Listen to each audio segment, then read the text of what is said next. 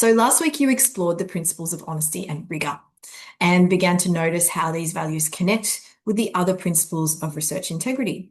So this week we're going to turn our attention to two more principles: transparency and recognition. So transparency is closely related to honesty, but it goes further.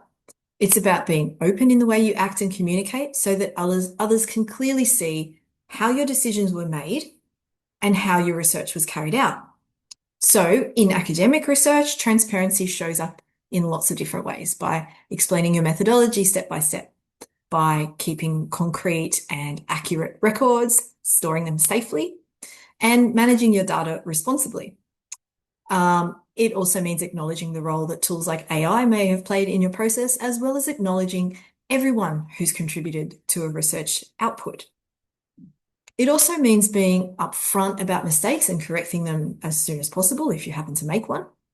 And most importantly, it requires us to declare and manage conflicts of interests so that our professional and scholarly actions are not unduly influenced by personal or financial gain.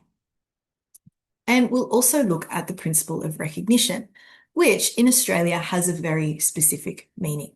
This is about recognising and respecting the rights of Aboriginal and Torres Strait Islander peoples to be engaged in research that affects them. This includes valuing their knowledge, heritage, and cultural property, and ensuring that research is conducted in ways that are inclusive, collaborative, and respectful. Recognition is about more than avoiding past mistakes. It's about actively working with communities. It's about listening. And it's about making sure the benefits of research are shared with the people involved. So this week, you'll step into scenarios that will challenge you to think about these principles in action. And by the end of the week, you'll have a stronger understanding of what transparency and what recognition look like in practice and how they influence ethical decision making. And you'll start to develop confidence to apply these principles in your own research and professional context, wherever your work may take you.